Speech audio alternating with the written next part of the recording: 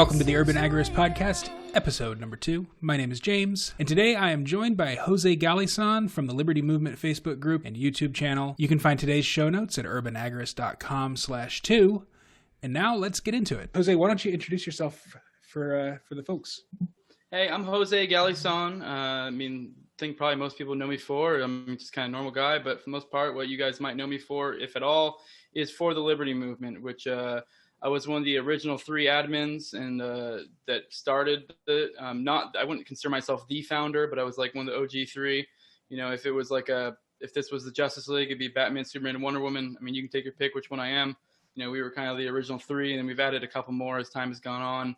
That's kind of where we're at. I'm sure we'll go more into that, but it's just introduction. That's who I am.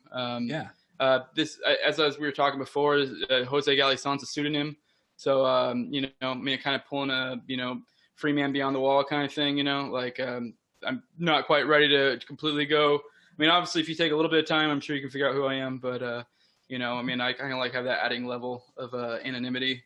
So it's actually funny. It started because it was just my main account kept getting blocked. And then so I made a new one in alt, and it just changed the name. And then eventually it just so happened I started doing this. And I was like, well, it kind of works out. I might as well keep it this way. I considered going back to my main one and just using my real name, but it's like, nah. I don't know. There's something nice. I know it kind of lets me go a little more hard, I guess, in a way. All right. So the Liberty Movement group, I started in it just a couple of weeks after it started, I think, and it has skyrocketed since then. What is it that you guys have done to make it so big and so peaceful? We've definitely had our hurdles. Oh, sorry. I'll let you. I don't know if you had more than that. No, it's fine. It's just that the group's not as contentious as a lot of the groups that I've been in. I mean, obviously there's some arguing, but it seems to be fairly civil, and some of the riffraff has kind of been kept out. That's by design. You kind of have to work that way. I know a lot of people get mad about this, and the few issues we've had have been a function of this, but we're generally we're definitely, if you got the grid spectrum, we're way at the bottom, pretty much mostly to the right. Obviously we pretty much, as long as you're on the bottom and you're not trying to put violence on nobody, on the spectrum or whatever, the grid, not the just straight line, as long as you're cool with not doing violence, we're cool with you being there, but most of us are that far bottom right. So we're very much private property. So we treat it like private property. You're talking about the political compass quadrant. Yeah, I was having a brain fart. But my point being, we're very hip to private property. We have booted people before. We've put posts. Make it so that we have to approve posts for certain people that are troublemakers. We try to be fair and not be like tyrants, but at the end of the day, it's completely consensual. We're not forcing anyone to be there. It's basically private property rules apply, and we see no issue with that. And I think it's pretty consistent with libertarian principles. I've noticed that in a few of the groups that I'm in, I don't know if the Liberty Movement's one of them, but every so often when I try to post something, it will tell me that it's waiting a moderator's approval. Is that just something that Facebook's doing, or do you know? I have quite a bit of experience as I told you before about getting I'm in brain fart, getting zucked essentially. Yeah. And I've been zucked quite a few times, so I'm quite experienced with it. That can happen to a group just from them getting getting zucked too much essentially. But it also can be, that is an admin. In most groups, that is like an admin function you can use where you can have the option to. And I like that a lot as an admin, because I don't want to, if I can help it, I don't want to boot somebody for the group. I would rather just be like, put that, like, if they don't listen enough times. If it's someone who's being flagrant, causing problems, completely breaking the rules, because we have rules that are set in the group. But for the most part, if it's just if they're a constant offender and it's but it's kind of mild stuff, I'll usually go to that as opposed to a straight boot, So but that is some groups, it either means the group has had a lot of issues or you have been an issue. Yeah, that's what it means. For sure. So yeah, I've noticed that there's a few groups that aren't behind paywalls, and this is one of them, where the discourse remains pretty good, pretty peaceful and constructive. I think a lot of that seems to be the sort of anti-politics mentality of the leadership in the group. Non-politics. That's what we try. That's our big thing. Yeah, talk a little bit about that. What does it mean to be non-political but also libertarian in nature? Well, here I guess we kind of got to go into like what the idea was when it founded. Kieran came to me. Kieran Gunn, who I would consider to be the founder, came to me and Derek Walker and kind of pitched us an idea. And it was kind of like, what do you think of this? And the idea being that like we wanted something cultural, and we wanted some sort of big tent movement, essentially, without sacrificing principles. And we kind of came to the conclusion the only way to really do that with libertarians is to throw out the politics. Yeah.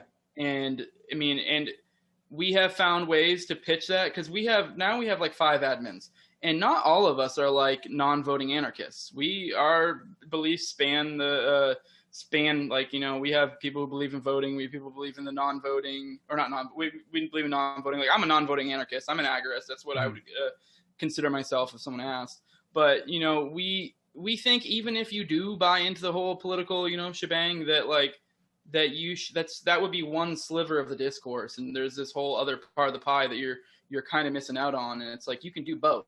Like if you want to be in the Mises Caucus or whatever, and you also want to be in our group, cool. You know, just don't bring in your you know, don't come in stumping for Mama Joe, you know, or whatever. You know, like that's cool. You can do your thing, but like so that was our thing. We think if you throw out the politics, it can kind of quell a lot of those issues. It's not to say not to have those conversations. Just here is a spot where we're kind of trying to, you know, have other conversations aside from the politics side of things. Because I mean, that's one thing a lot of people just struggle with. But like libertarian philosophy doesn't necessarily have to be political at all. I mean, you're the urban agorist, so I'd assume you kind of are on track with that as well. I mean, usually agorists would probably be what we would consider like apolitical, which I guess I would kind of consider myself apolitical.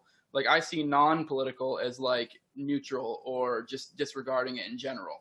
Yeah, you know, the way I kind of see it, like, I mean, if you're asking how the government can solve your problems, then your problems probably are so far from home that they're not really problems, you know? Yeah. Or they're a problem that you can solve yourself between you and your friends and your community.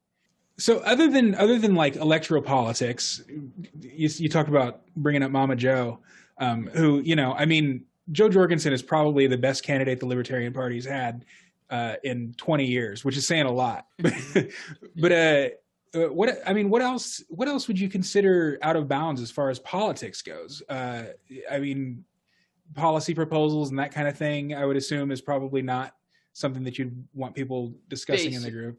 Basically, I mean, I feel like you kind of get into murky territory a little bit. Okay. I mean, it's way more clear cut when you come in saying we need to vote Trump in, or we need to vote Mama Joe, or you know, we need to get Trump out of office, or even, you know, the agorists and a lot of the non-voting anarchists are like, look at you fucking sheep with your voting. You know, that we also do that too. I mean, don't get me wrong, it pains me every time I have to like remove one of those posts or whatever, because it's like, I mean, I kind of agree with you. Yeah, but you're calling people names and stuff. If you're gonna bring that up, at least tell them why. I mean, you don't have to call people sheep, you know. And that's where the apolitical comes in too, where it's just like you're kind of, I guess, shaming people for, you know, engaging in politics, which we're trying to avoid that. Just avoid the politics. Essentially, just take politics and that, because I think see that as one small sliver of liberty, you know, like for example, I think I had just listened to the audiobook for Edward Bernays' Propaganda, like right around the time that I joined the group and, you know, or became one of the admins.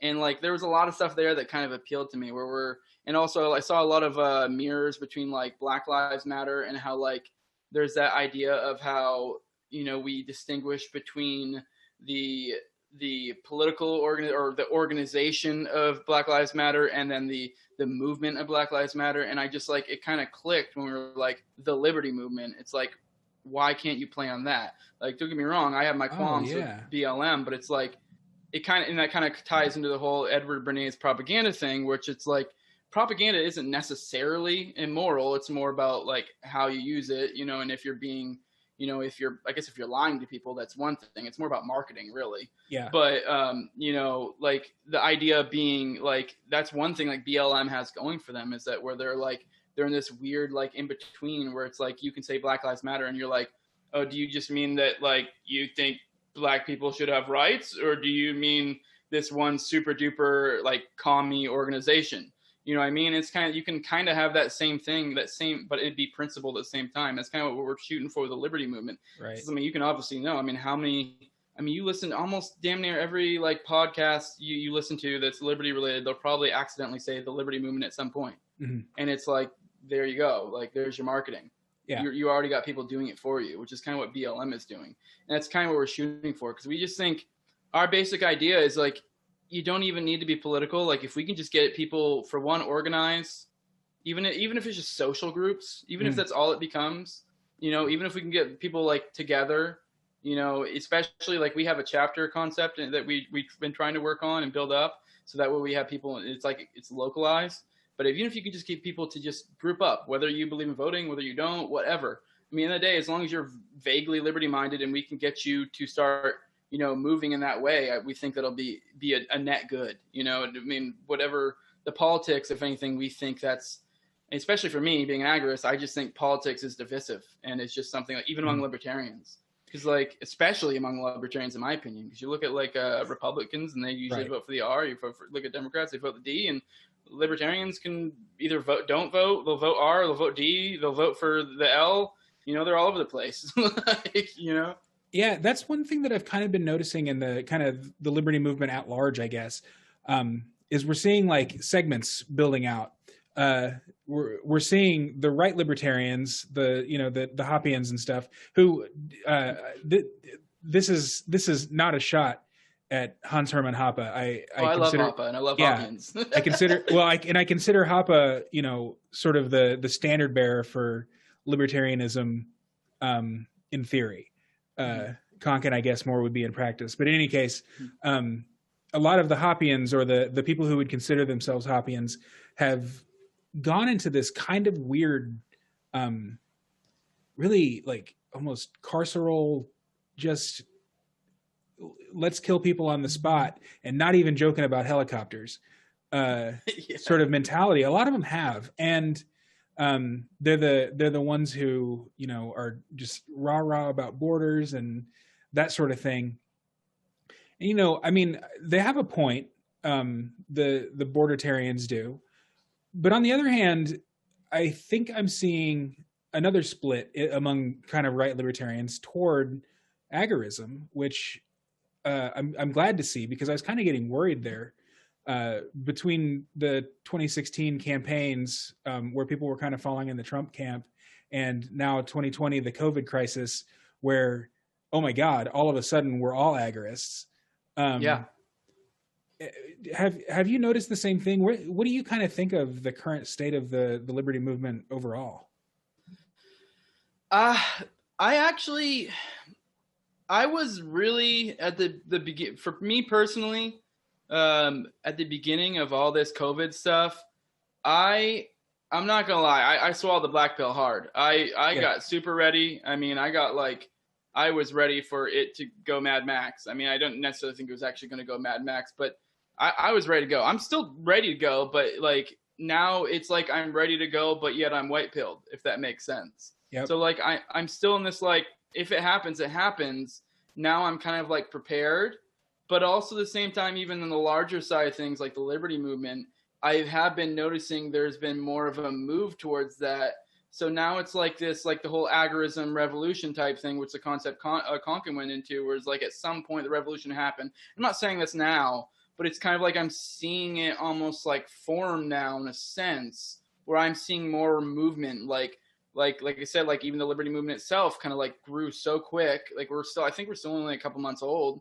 And then we got, then like, for example, John Bush's freedom cells, which have been, I guess throughout all of this, have just been blowing up. Yeah. And then just prepping in general, just like those basic concepts. People are just more like now, like being more localized, more wanting to be independent. And I know I really have, especially through the group, have like the white pill has come through. I mean, the black pill kind of like served me in a sense of where it was like the black pill is what got me ready and got me being like, shit, I got to get it together. Yeah. And now that I'm like, I mean, I wouldn't say I'm like a master prepper. I'm not, it's not like I like, you know, the world ends right now and me and my family will like be able to live for like, you know, forever, but I got a game plan and I know people and I've met people. And like I'm more hopeful for the future, because I was freaked out before, because when it first started I felt like I was alone, and like I had to get a handful of my homies and be like ready to go. And like now it's like it's not just a handful of homies, it's a whole nationwide thing, you know. So that's if that makes sense. I think I might have that's one of the things. I think I might have named this thing a little too early. You know, with Jack Spirko, he's always been saying get the hell out of the cities, but now everybody's saying it. So urban agorist might turn into country agorist here pretty soon. Do it. So, we all know one of the easiest ways to start gaining self-sufficiency is to grow our own food. Whether you're an urban agorist living in the city or an urban agorist at heart living on your homestead out in the country, you need seeds. Unique heirloom seeds are becoming endangered. 90% fewer varieties of seeds are planted today than just 2 generations ago, and just a handful of large corporations control the majority of our seeds. Seeds are disappearing all the time, and they're being replaced by cookie-cutter varieties that are bred for profit, not for flavor, robustness, yield, and certainly not the unique needs of your garden. Whether or not you're already gardening or saving seeds, I invite you to join me at the online Global Seed Summit from November 17th through the 20th to revolutionize your understanding of seeds and the role they play in your and our collective future. To learn more about the Global Seed Summit, head to urbanagorist.com/summit. When you sign up for the Global Seed Summit, you will connect with a global community of people who are committed to a healthier future. Now more than ever, people are beginning to realize the importance of taking control of their own food-secure future. Take control yourself at the Global Seed Summit. Head to urbanagorist.com/summit to sign up today, and I'll see you there. Talk about the chapters thing. How does Liberty Movement chapters work with or work against or compete with or whatever John Bush's freedom cells? I was going to ask you about that, and you brought it up. So, yeah. I mean, I've kind of from the beginning. I don't remember if when we started, when we started the chapter concepts, if I had already heard about John Bush's freedom cells or not. I can't remember. So, I mean, either way, I kind of don't care because I don't really give a shit about IP. Yeah. So, I mean, not saying it would be an IP thing. So I'm not like ashamed of if I copied or not. I just genuinely can't remember if I did. But it is very similar. But I also think there are some differences, because for one, like his is like more on like a site, and like to be honest, I've only kind of perused his a little bit, and I am in some of his groups, and I get a different feel. So it's like, and the other thing too is even if we were basically the same exact thing, it's kind of like a market effect, essentially, is what I see. Yeah. And I don't see him. It's not like I see him as competition. I know for a fact he doesn't see us as competition. Yeah, for sure. I mean, he's way bigger. But he's in the Liberty Movement group too. Like, yeah, I mean, exactly. You know, he's in there and he's active in there too. It's not just he's there. You know. Yeah. I mean, the way I see it is like even if we did have like a very similar, but I think it's very like holistic in a sense, where we kind of like, I feel like ours would be more well suited towards like being socially oriented and like maybe, you know what I mean, like a more bigger tent, whereas his is like gonna be more serious, more real world. But I think those both have their applications. I mean, don't get me wrong, things change and it could completely take on a different mind of its own as time goes on. But I think they very much work off of each other. And I also think that like it's the kind of same idea as having another competitor. It helps each other out, because on top of that, like we have people who are in the freedom cells who are in the Liberty Movement and vice versa. So it's like, you know, because I mean, a lot of those people want to be on social media and, you know, just kind of shoot the shit and look at memes and stuff like that. Because I mean, we kind of have that too in the main group. I mean, we are trying, and it's the kind of idea I was talking about before with like Edward Bernays propaganda, where it's like we're kind of like doing like marketing in a sense. Like it's fun, it's hip, it's whatever. But at the same time, we're also kind of like trying to drop like, hey, why don't you guys go check out the chapters? Or why don't you do this? Like we've even tried developing interest-based chapters. Like we have a film chapter. I mean, those haven't picked up as much, but like I said, we're still very, very young. Like we've already like kind of created like network effects of like there's already been like a guy named Michael. I'm not gonna say his last name because I'm not sure if he would want me to or not. I mean, he probably wouldn't care, but he's already, you know, got the beginnings of a documentary, because we kind of like essentially have a network of liberty-minded people is kind of like what we're doing. Because like I said, we've created a network. Like we have the chapters all over the place. We have We even have, like, I don't usually talk about it too much, but we even have a group called the Illuminati of Liberty, which is actually funny because it was a John Bush thing he said in like the first Unloose the Goose episode. And that's kind of where the chapter, the heads of chapters, like state chapters are at. Not heads, they're the organizers. Yeah. But like they're like the ones who kind of run those groups. That's where just for those, and then kind of like more like prominent content creators. Because like, so we have like, so we're kind of like essentially trying to set up an infrastructure of a network. And it's kind of served us well in some ways. Like I said, it's still very new, but like I said, just for example, the documentary, like he was, Michael was able to find like another documentary guy, and on top of that, he brought up like he brought up how like this is great because like now we're setting up the chapters. Mm-hmm. It's like say he wanted to interview somebody in Florida, because like I'm in Florida, and we have a Florida chapter. It's like I think it's the third biggest chapter. It's the second biggest stateside or USA chapter, because our biggest chapter is actually England. They're like 350 strong. Because it's kind of weird. It seems like the places that are most oppressed are the ones that are doing the best. Well, I guess it doesn't hold true because you look at Florida and we're the second biggest. But anyways, it's just crazy how big England's was. They're like 350 people in that chapter. But yeah, anyways, point being, like, if say there was somebody in Florida, and because he's in Michigan, and, you know, instead of like having to travel all the way to Florida to interview somebody, he can just be like, hey, Jose or so-and-so, or we just like hit up the chapter and be like, hey, is there anyone who has, you know, any sort of filmmaking experience? Here's a list of questions. Can you ask this person we're trying to interview, and just video it? That's all you got to do. You know, that's pretty fantastic.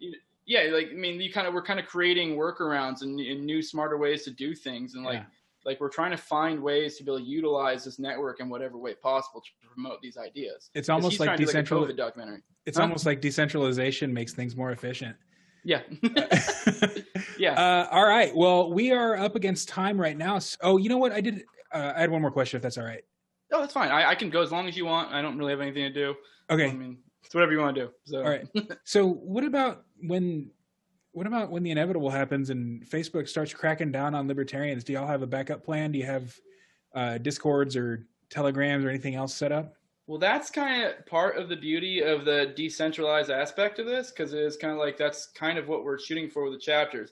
It's kind of like very multifaceted, because like, for example, like one thing we've had a lot of these talks behind the scenes. I feel like I keep like mentioning like we or like I almost am talking like you know what we're talking about. I'm remembering conversations we've had, because we have basically, me and the admins are basically almost have a constant group chat going about different ideas, and like we have talked about this plenty.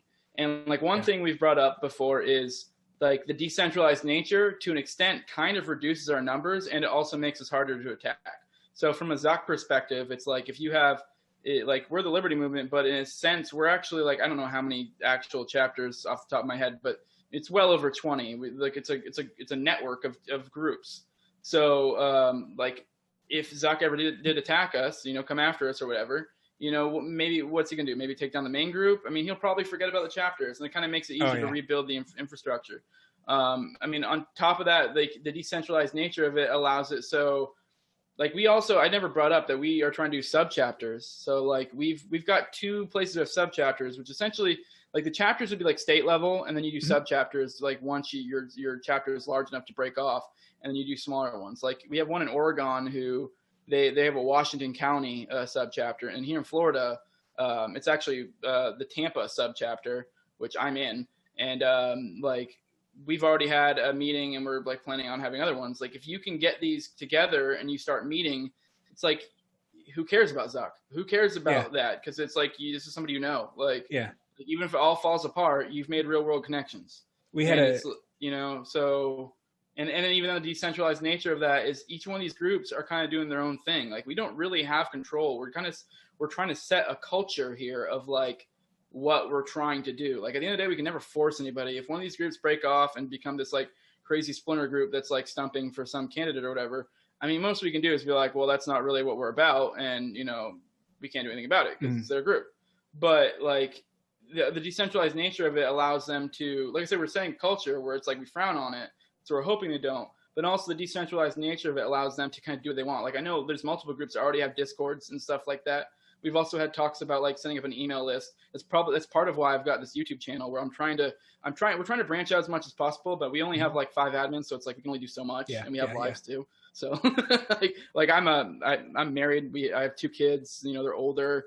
I mean, I have a full-time job. My wife has a part-time. We have our own side, you know, very agorist-friendly business, and like, you know, like like I have a lot going on. So, like if let's say like I've got a group in the Twin Cities here, and I know there's one in the DFW Metroplex. What if those groups wanted to sort of become Liberty Movement chapters rather than just disjointed random libertarian groups? Is there like a pledge they have to take, draw blood, anything like that, or do they just change the name of their Facebook group?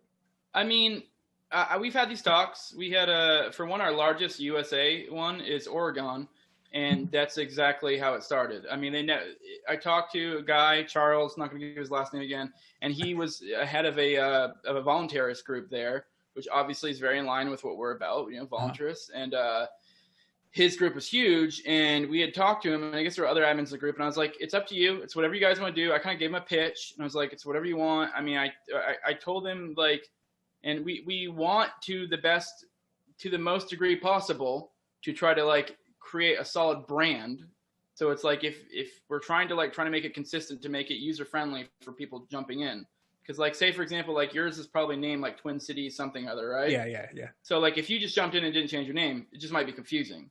Like, don't get me wrong, if it's a large enough group and they're being just that stubborn about it, I might be like, okay, but just maybe put something in your description to try to make it, like, I don't know, make it, you know, user-friendly. Yeah. I mean, like, with he ended up making a new group and then just kind of pulling people from that old group, and the admins there were cool that they just didn't want to change the name.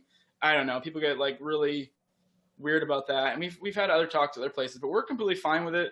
I mean, we would just hope that they would, I mean, if they're in line with us, I mean, like, with our general vision, that's cool. I mean, we're just, like, trying to create a network. Like, say something like that, we would be totally fine with if they wanted to come over. Like, that sounds like, if anything, they would fall in well with, like, a subchapter. So, like, you know, I know you're in Minnesota. There's already a Minnesota chapter. Mm-hmm. So, like, that sounds like you could just easily just make that a subchapter, and then just kind of, like, with that group, then, you know, come in and be like, hey, guys, we're now a subchapter. This really doesn't mean anything aside from now we're kind of part of a larger network.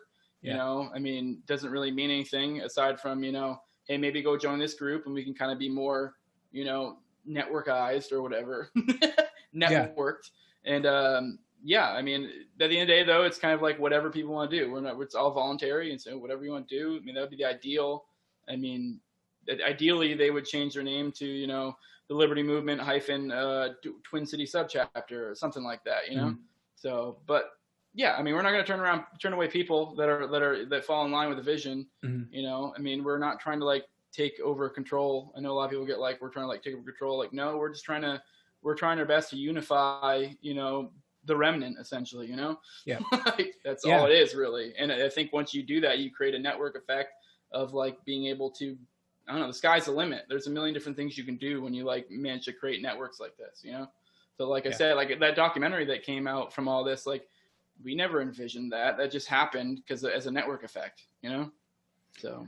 Well, I think that getting together with like-minded individuals to better prosper in this world without resorting to political solutions to whatever obstacles stand in our way is probably something anybody can get on board with. So I really appreciate your time tonight, Jose. Is there anything else that you'd like to plug or tell the folks how they can join the Liberty Movement officially? If you want to join, just go to Facebook, type in the Liberty Movement. There are other Liberty movements. I think we should be the top one. If you're confused, our picture is a picture of the world map, and then it's kind of got the background of the ANCAP flag.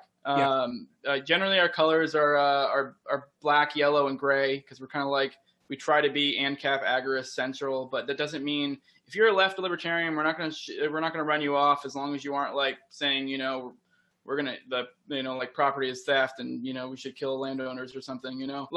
Yeah, I mean, that's kind of where we draw the line is that, I mean, the property thing, I mean, I don't know, the whole political compass is kind of bosh because I know a lot of people think of left libertarians and they immediately think of that, but then there's some that are just like, well, I don't know, gay marriage, so I'm a left libertarian. It's like, okay, whatever. Yeah, I know. So I don't know, it's almost kind of meaningless, but anyways, I got kind of sidetracked. We that's a picture, so you can be able to tell that's us. Join. There's only 2 questions to get in. It's what is taxation? I mean, if you can't answer that, I don't know what to tell you. And everyone knows is the price we pay for a civilized society. Exactly. Right? Okay. So there we go. That's number 1. Yeah. And then the number 2 question is, this is not a political place, and this is not the place. Essentially, I don't remember exactly how it's worded, but essentially the question is along the lines of, we're not political here. So, we'll remove posts that are political, stuff like that. We feel like we're fair overlords. I was totally joking, but so it's not political, and that's it. If you're cool with that, if you know that taxation is theft, and you're cool with not being a political space, we're cool. You're in, and then from there, just have fun. You can, if you just want to hang out in the main group and just shoot the shit, look at memes. I feel like I share some pretty fire memes. If you just want to do that, if you want to be more serious, if you want to get involved in some more interest-based ones, I usually try to regularly put up posts to give you options to be able to go to it. You can always go to the announcements too and look through there. I got my YouTube channel now, so I've only done an intro video so far, and I also have a buddy who just did his first video, which was on a gun cleaning thing. He's still very beginnings. That's another thing with the YouTube channel. I never got to bring that up. That's one thing we are shooting to do. I'm not trying to do a YouTube channel all by myself. Essentially, it's kind of it's almost like we're kind of stealing ideas here and there from different people who are doing things right. So we have the way I see the YouTube channel is very Lines of Liberty thing. It's what I'm shooting for. Oh yeah. Where it's multiple hosts or whatever. Yeah, where it's different shows.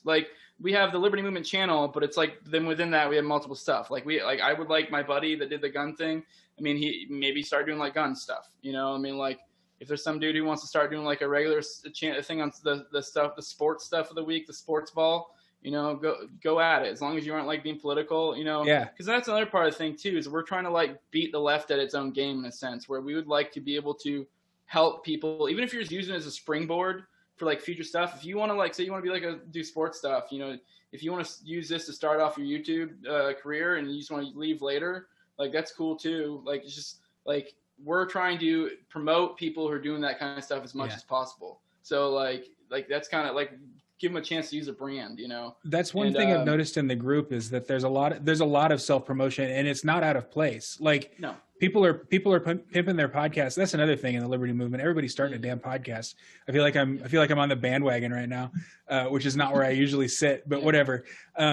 It's great though, because I've discovered so much new stuff there, and interacting with some of the bigger names, because it's a really active group. Pete Quinones is in there, and he just kind of shoots the shit. Sal Mayweather.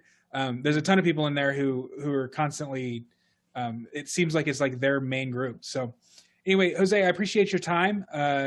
Y'all come join the Liberty Movement on Facebook. I will put a link in the show notes. That's going to be at urbanagorist.com/2. Because this is one more thing. Yeah, one more thing. Throw it in. We got an email. We're sort of official. We have a Liberty Movement email. I check it fairly regularly. It's the Liberty Movement Global @gmail.com. So I know that's a mouthful, but I was kind of surprised even that was available. Yeah. So, but yeah, the is in there. The Liberty Movement Global @gmail.com. So if for any reason you need an email, you want to ask us any questions, or you have any issues, you're welcome to email. I feel like it's kind of archaic. Not many people do that anymore, but most people probably just use Facebook. But it's pretty reliable though. Yeah. All right. But this has been fun. I was glad to talk to you. I hope to see big things, Thanks a lot, Jose. All right. You have a good one. See ya. You too. Thanks again to Jose for joining me for this episode, and thank you for tuning in again. Once again, you can find today's show notes, including links to join the Liberty Movement at urbanagorist.com/2. Be sure to subscribe to the Urban Agorist podcast on your favorite app and leave a review, because that really helps the show. I will see you on the next episode, and until then, live free. This is the way